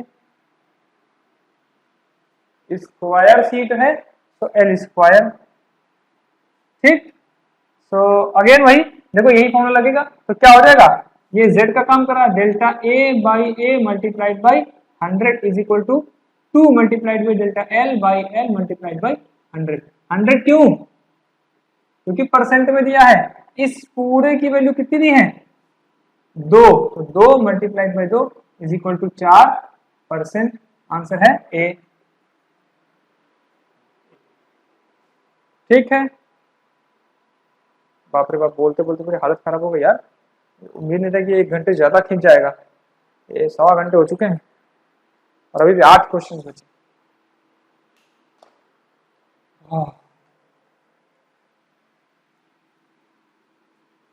बिना बच्चों के पढ़ाना is not an easy task, क्योंकि भैया बच्चे रहते तो कम से कम यार कुछ कॉन्वर्सेशन होता है, इधर क्या है, समंदर पार, मतलब क्या स्क्रीन पार है, तो कुछ बातचीत हो नहीं पाती, बातचीत होने से थोड़ा मन हल्का रहता है, तो क्या 1 ही घंटे में लगने लगा भारी पर पूरा एकदम। चलिए, लगता है कि 2 घंटे चलेगा सब। Decimal equivalent of 1/20 up to 3 significant digits.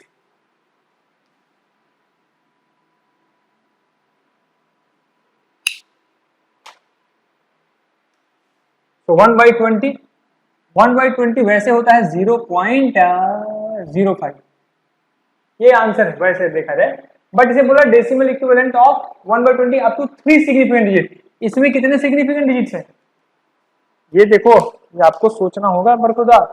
This is not a significant digit क्योंकि इनिशियल जीरो है, this is also initial zero, not a significant digit, only this is a significant digit.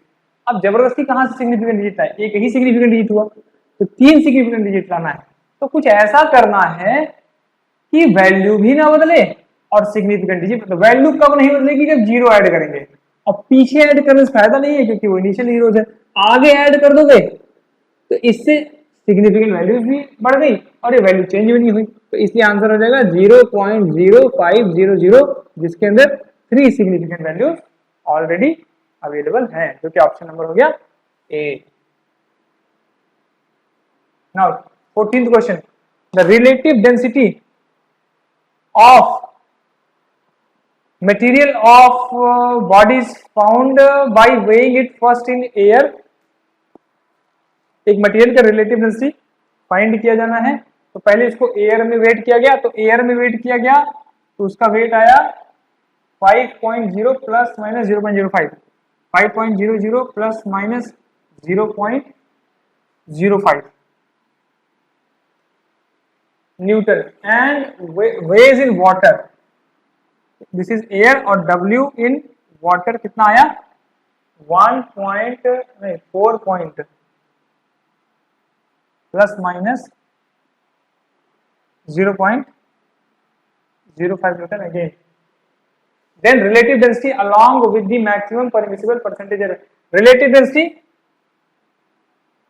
किसका, rho of material divided by rho of water, ये निकालना है हमें। अच्छा, तो पहले यहाँ पे एक फ्लूइड का कॉन्सेप्ट है, कॉन्सेप्ट ऑफ फ्लूइड मैकेनिक्स, मतलब फ्लूइड जो भी हो, कॉन्सेप्ट ऑफ फ्लूइड क्या है, वो एक पानी है,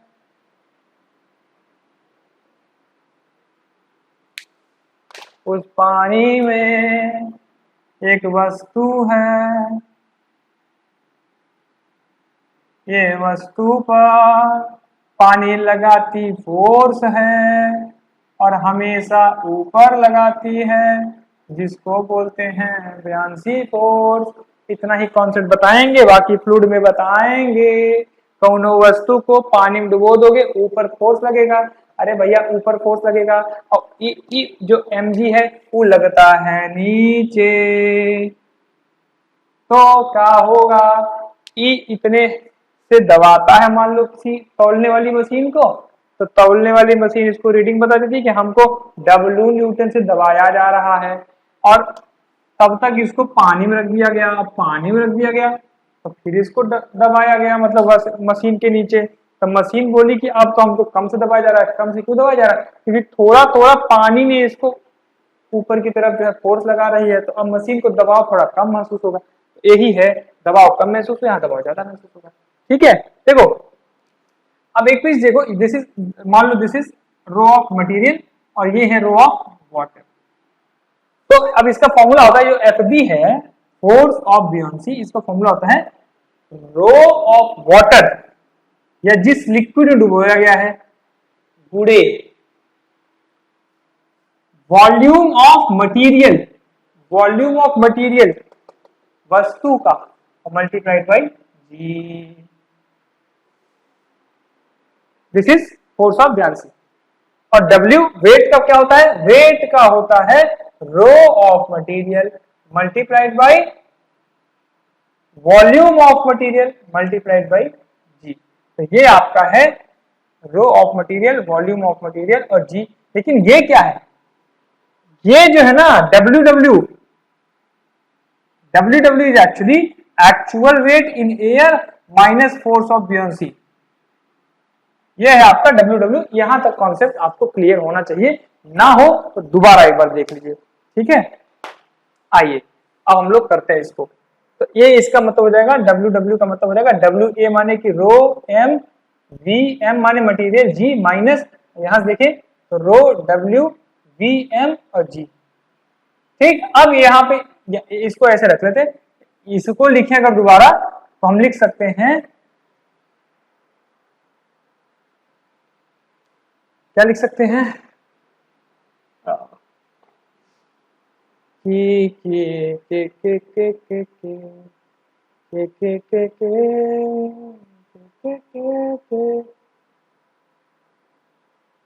हाँ, ढूंढ नहीं पा रहे थे हम, सॉरी ध्यान कहीं और चला गया। तो rho M V M G is equal to 5.00 plus 0.05। ये वो इक्वेशन नंबर 1 लिख लीजिए। और यहां से देखें,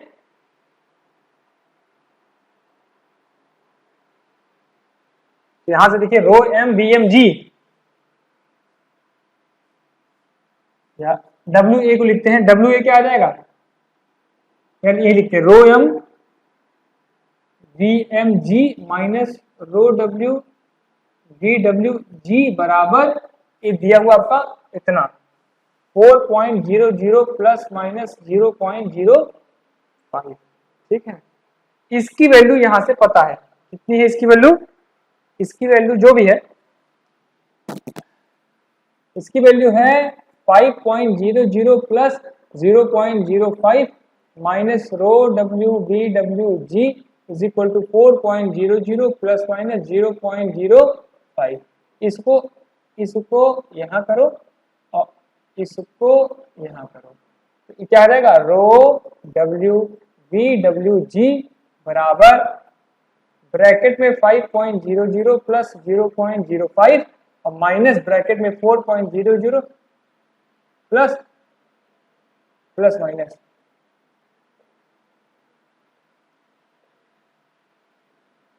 अब यहां पे देखिए कॉन्सेप्ट, ये हो गया जेड, ये हो गया ए और ये हो गया बी।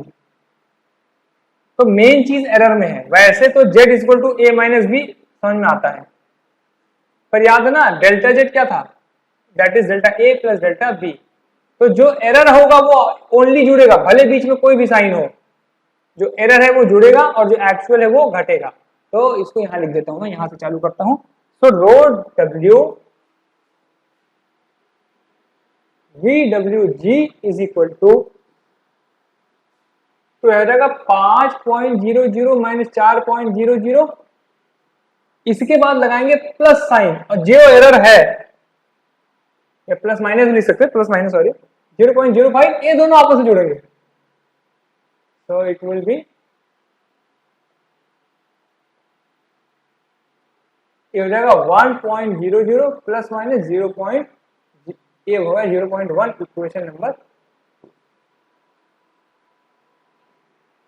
वी डब्ल्यू देखो गलत लिख के आ गया, वी एम से बदल गया डब्ल्यू में, एम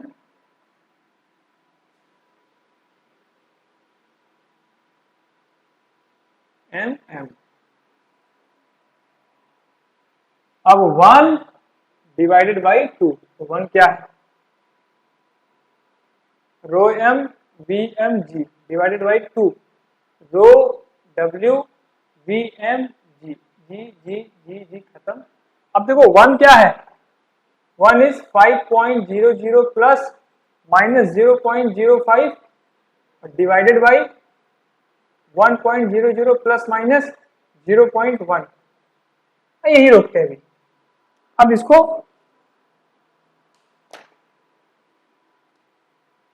यहां पे rho M by rho W आ गया, तो rho M by rho W को हम जेड बोल देते हैं, इसको ए बोल देते हैं, इसको बी बोल देते हैं। तो क्या आ गया फॉर्मूला हमारा, that z is equal to A by b. तो हम पहले देखो जो डिवाइड होगा वो तो सिंपल होगा, ठीक है, मेन है डेल्टा जेड बाई जेड। अच्छा एक चीज और देखिए, आंसर ध्यान से देखिए, आंसर में परसेंट दिया है तो हम परसेंट लिखेंगे, delta Z by Z multiplied by 100 will be equal to delta A by A multiplied by 100 plus delta B by B multiplied by 100। This is your Z percentage, error percentage. Delta A कितना है, delta A 0.05, A कितना है 5.00 multiplied by 100 plus delta B कितना है 0.1 divided by 1.00 multiplied by 100। तो delta Z by Z multiplied by 100 कितना आ जाएगा, या आपका आ जाएगा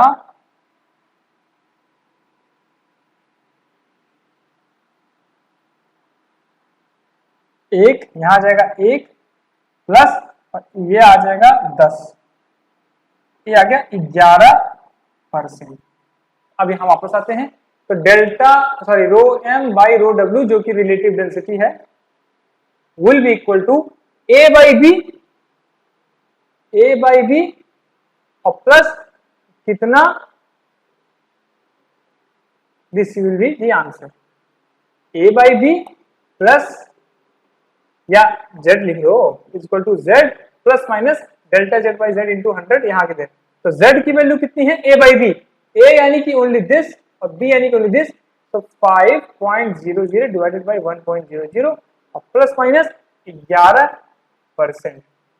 So relative density is equal to 5.00 plus minus 11% is your answer, which is I think the first answer। तो एक भारी भरकम सवाल था जो कि आप लोग एक बार दोबारा से देख लीजिए कि क्या हुआ है इसके अंदर, ठीक है।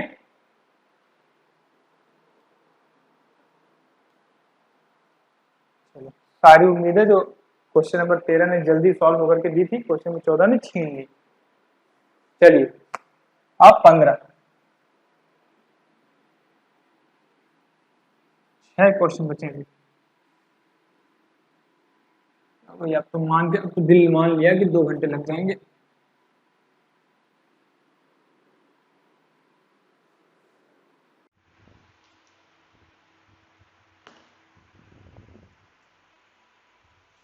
क्वेश्चन नंबर 15 क्या है, दिया हुआ है if L is equal to 2.331 centimeter and B is equal to 2.1, if L is equal to 2.331 centimeter and B is equal to 2.1 centimeter कि 3 centimeter 2.1 centimeter, then L plus B, L plus B क्या होगा, तो physics में आप क्या पढ़ रहे हैं, जोड़ घटाना, पर कोई बात नहीं। L plus B क्या होगा 2.331 प्लस 2.1, तो L plus B आपका हो जाएगा, अगर आपको ऐड करने आता होगा तो 1 3 3 1 4 2 2 4 4.431, ये आपका हो गया L plus B।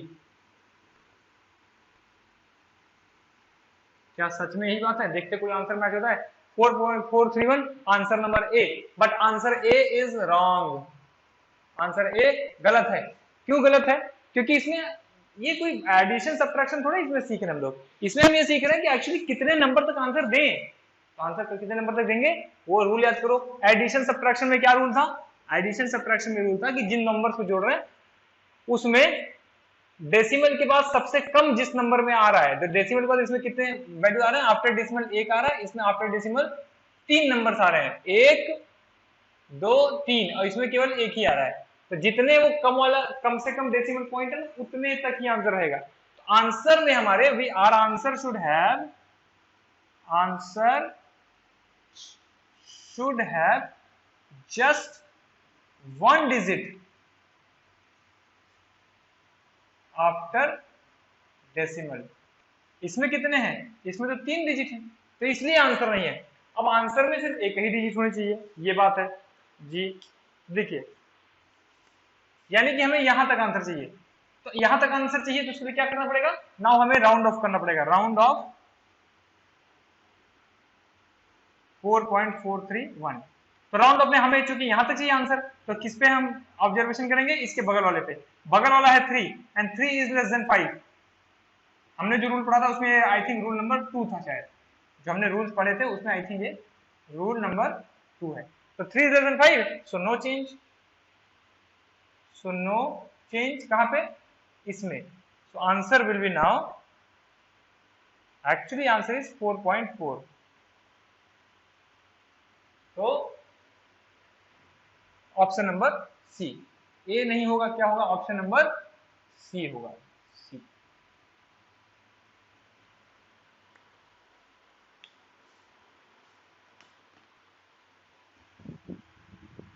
ओहो,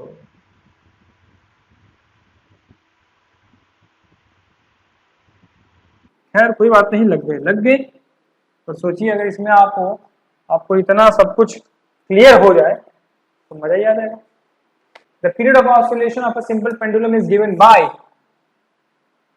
t is equal to 2 pi root L by G. G में एरर पूछ रहा है, तो जी में एरर पूछ रहा है, तो पहले तो हम जी का वो निकालेंगे, 2 pi root L by G का होल स्क्वायर, यह जाएगा 4 pi square L by G. तो G is equal to 4 pi square L by T square, this is your formula for G, है ना।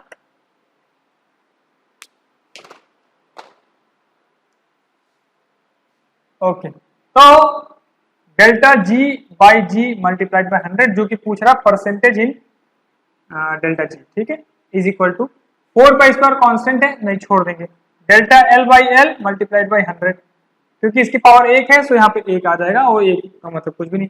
इसकी पावर 2 है, वैसे होने को नीचे है बट कोई फर्क नहीं पड़ता, 2 into delta T by T, ठीक है ना। अब यहाँ देखते हैं पहले क्या क्या वैल्यूज हमारे पास। तो हमें दिया हुआ है that L is 100 centimetre and 1 millimetre की एक्यूरेसी है, तो L is 100 centimetre and delta L is 1 millimetre. तो किसी एक को कन्वर्ट कर लो, ये सेंटीमीटर में मिलीमीटर में, तो इसको कर देते हैं 0.1 या इसको कर देते हैं, ये हो जाएगा 1000 मिलीमीटर। फिर आपका हो गया delta T is equal to, delta t least count 0.1 second दिया हुआ है, 0.1 सेकंड, और t इज इक्वल टू, देखो टाइम पीरियड 2 दिया हुआ है लेकिन ऑसिलेशन 100 है, तो 2 टाइम पीरियड है और ऑसिलेशन है 100, तो कितना हो जाएगा 200 सेकेंड, ठीक है। ये टोटल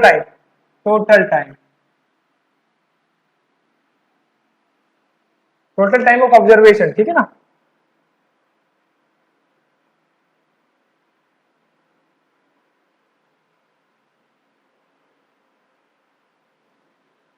ठीक है, और रखते हैं, तो ये हो जाएगा डेल्टा एल यानी कि 1 divided by 1000 multiplied by 100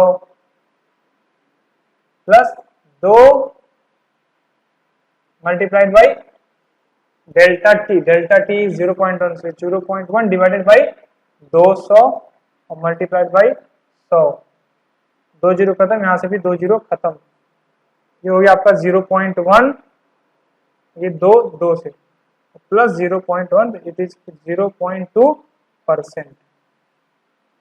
answer कौन सा आंसर है, मैच हुआ कि नहीं हुआ, कोई मैच तो करेंगे, yes c. So this is your 16th question. Now 17th question. What is the number of significant figures in 0.310 multiplied by 103? 0.310 multiplied by 103. तो पहले देखते हैं ये मल्टीप्लिकेशन आएगा कितना, एक्चुअल मल्टीप्लिकेशन पहले देखते हैं।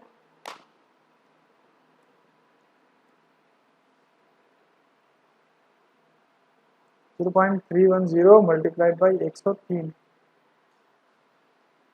31.93, आ गया 31.93।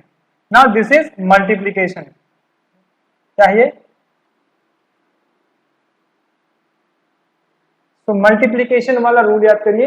मल्टीप्लीकेशन वाले रूल में ये था कि जिन दो या दो से ज्यादा नंबर्स को मल्टीप्लाई कर रहे हैं उनमें से जिसकी जो है सबसे कम सिग्निफिकेंट फिगर जिसमें है उतने ही सिग्निफिकेंट फिगर इसमें होने चाहिए। तो इसमें कितने सिग्निफिकेंट फिगर्स हैं? 3, और इसमें कितने हैं? 3।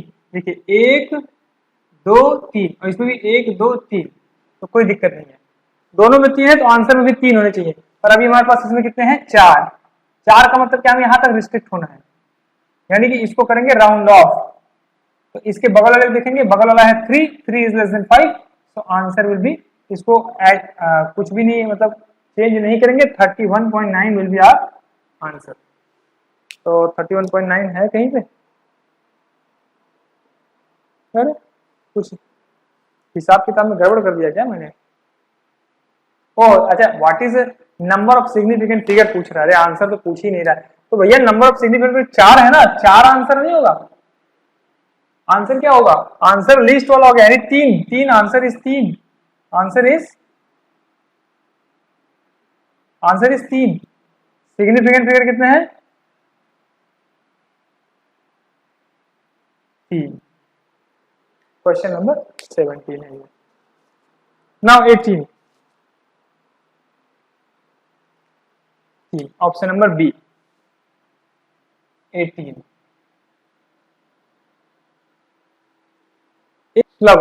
Question: in the context of accuracy of measurement and significant figures, blah blah blah blah blah. Out of the two measurements, 50 point the first one has greater accuracy. भैया accuracy के लिए क्या था? You should have a true value to compare with. There is no true value here. So accurate होने का कोई sense ही नहीं बनता. Even you can say that this is kind of like to the precision level, है ना, कि हाँ भैया ठीक है, एक में ज्यादा प्रिसीजन है, कौन कम प्रिसाइज है। अगर टूल की बात करें तो कौन सा टूल प्रिसाइज है? जिस टूल ने 50.14 सेंटीमीटर की जो है ये मेजरमेंट की है, ठीक है, अच्छा ठीक है, बट एक ने किया 0.00025। तो टूल वाइज तो ज्यादा प्रिसाइज ये है, बट सिग्निफिकेंट फिगर के अकॉर्डिंग देखेंगे तो जिसमें ज्यादा सिग्निफिकेंट फिगर होंगे that will be precise. But this is the question for accuracy, ठीक है। सो पहला क्वेश्चन इज इनकरेक्ट, इनकरेक्ट का इनकम्प्लीट है, तो 1 is incorrect, 1 is incorrect because no true value है ही नहीं कंपेयर करने के लिए, तो एक्यूरेट किस बात का। Now second, if one travels 478 kilometre by rail, तो 478 kilometre by rail and 397 metre by road, this is kilometre, and 397 metre, तो इसको किलोमीटर में कन्वर्ट करेंगे तो आ जाएगा 3, इसमें करिए 0.397। अब इसमें थोड़ा ऐसे करना पड़ेगा, 0.397, तुम्हारा आंसर आ गया 478.397 इतने kilometres. The total distance travelled is 478 kilometre. देखते हैं, तो याद रखिए क्वेश्चन क्या था जो भी है, इसमें यह है ऐड किया हमने दो नंबर्स को, तो दो नंबर्स को ऐड करने पे एडिशन और सब्ट्रैक्शन का रूल क्या है कि हम उतने डेसिमल के बाद उतने पॉइंट्स में आंसर लिखेंगे जितने पॉइंट्स उस वाली वैल्यू में है जिसके डेसिमल के बाद सबसे कम पॉइंट्स है। तो एक्चुअली यहाँ पे 0.000 दिया नहीं है, तो यहाँ पे एक भी डेसिमल के बाद एक भी पॉइंट नहीं है, तो इसलिए यहाँ पे भी डेसिमल के बाद एक भी पॉइंट नहीं आएगा। तो पॉइंट नहीं आएगा तो यानी 8 को हमें क्या करना पड़ेगा, राउंड ऑफ, हमें आंसर यहीं तक चाहिए। तो राउंड ऑफ, इसके बगल देखेंगे 3 है, 3 इज लेस देन 5, तो इसमें कोई चेंज नहीं आएगा और आंसर आ जाएगा 478 किलोमीटर। हेंस सेकेंड वाला ऑप्शन क्या हो गया, करेक्ट हो गया। इस तरह से सोचेंगे, तो इसलिए ओनली 2 इज करेक्ट, तो 18 का आंसर है b, only 2 is correct. Now 19th question, the number of significant figures, 19 और 20 एक साथ लगा देंगे।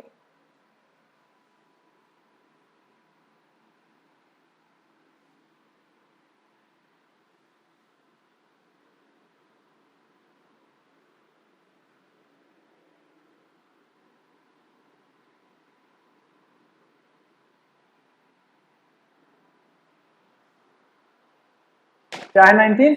The number of significant figures in all the given numbers 25 point, ये तो बहुत इजी है यार, मैं क्या ही बताऊं, 25.12, 2009, 4.156 और 1.217 to minus 4, 1.217 into 10 to power minus 4, कितने सिग्निफिकेंट डिजिट है? इसका आंसर एक ही होगा, कोई भी चारों में से। इसमें कितने हैं? Non zeros 4। आंसर तो यहीं से मिल गया कि आंसर 4 है, यानी कि ऑप्शन नंबर डी। लेकिन हम पूरा देख लेंगे, इसमें 2 9 सिग्निफिकेंट, लेकिन 0 इनके बीच में आ रहा है, इसलिए ये भी significant 4 4 1 5 6 all are non zero values that are significant. यहाँ पे 1 2 3 4 सिग्निफिकेंट, इसकी वैल्यू नहीं है, this is order of magnitude, तो इसकी कोई जरूरत नहीं है। तो इस तरह से इसका आंसर हो गया ऑप्शन डी 4। 20th क्वेश्चन देखते हैं क्या है। A boy travels uniformly a distance of 13.8 plus minus 02, distance कितना ट्रेवल किया? 13.8 plus minus 0.2 metre, 0.2 metre in a time 4.0 plus minus 0.3, in a time 4.0 plus minus 0.3, the velocity of the body with error limits, so velocity is equal to distance, ये by मतलब distance by t, तो with error चाहिए, तो हमें answer v नहीं चाहिए, v plus delta v चाहिए। Percent तो नहीं है ना, परसेंट नहीं है, तो v तो यहां से निकल आएगा, डेल्टा v के लिए सोचना है, v तो डायरेक्ट निकल आएगा, v की वैल्यू यहां से, तो v निकाले थे पहले, v is equal to s by t, s की वैल्यू ये लेंगे, एरर नहीं लेते, मतलब ऐसे एरर में लेंगे, और t की वैल्यू लेंगे 4.0, इट विल बी 3.5 आएगा, क्या कितना आएगा 3.4, इतना मीटर पर सेकेंड। ये तो आ गई आपकी वेलोसिटी 3.45, ठीक है। डेल्टा वी क्या आएगा? सो डेल्टा वी के लिए अब देखो ये डिवाइड है, a by b type, z equal to a by b, तो हमें डायरेक्टली वो नहीं मिलेगा, हमें मिलेगा delta v by v multiply by 100 नहीं लिख रहे क्योंकि परसेंटेज की कोई बात नहीं है। So delta s by s plus delta t by t, ये कितना हो जाएगा? Delta s is 0.2 divided by s 13.8 plus 0.3 divided by 4.0, तो डेल्टा v बाई v कितना आएगा? ये आएगा आपका, ये थोड़ा डिफिकल्ट होगा करने में, इसलिए हमें क्या करना, हम एक काम करते हैं, यहाँ पे इसको मल्टीप्लाई कर देते हैं, तो कितना आ जाएगा ये v, तो delta v is equal to 0.2 divided by 13.8 multiplied by v, यानी कि 3.45 है ना, plus 0.3 divided by 4.0 multiplied by 3.45, तो ये तो आसान हो जाएगा, ये जाएगा आपका 4 बार शायद जाएगा, दोबारा, हाँ ये 4 बार जाएगा टोटल, और ये यहाँ से 0.5 टाइम जाएगा, नॉट इवन 0.5, इट इज 0.05, ये 0.05, तो delta v is equal to, एक तो क्या 0.05, और इसको करेंगे तो ये थोड़ा सा फिर से यहाँ डिफिकल्ट पड़ेगा ये, तो हमें क्या करना चाहिए,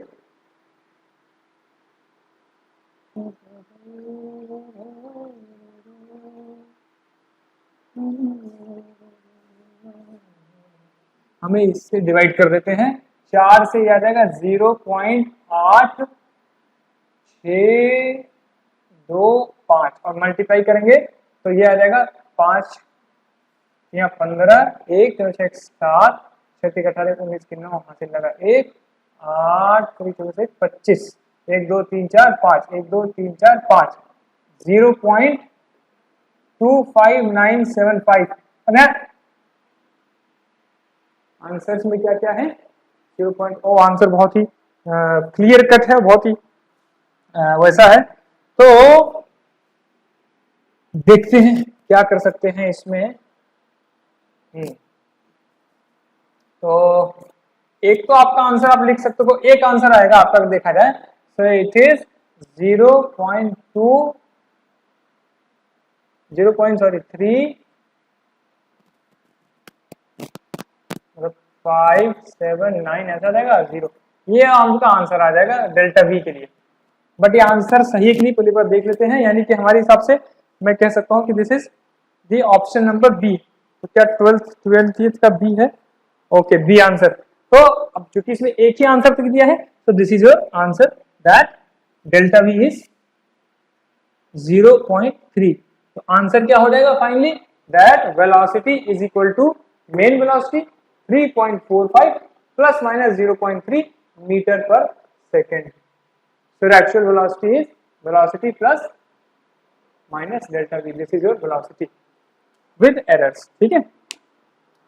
तो भाई साहब, तो इस तरह से आपके 20 क्वेश्चंस हो गए और आप इन 20 क्वेश्चंस को लगा सकते हो। इसके अलावा आप एसएल अरोरा को रेफर करिए, वेरी गुड बुक है ना, वहां से आप खूब सारे क्वेश्चन लगाइए, अपने बिहाफ पे तो खूब सारे क्वेश्चन लगाइए। ये तो हमने इतने लगवा दिए, और इसके बाद अगर देखते हैं, अगर इसके बीच में कुछ समय मिलता है तो और क्वेश्चन अपलोड करेंगे, बस उसके चांसेस कम है।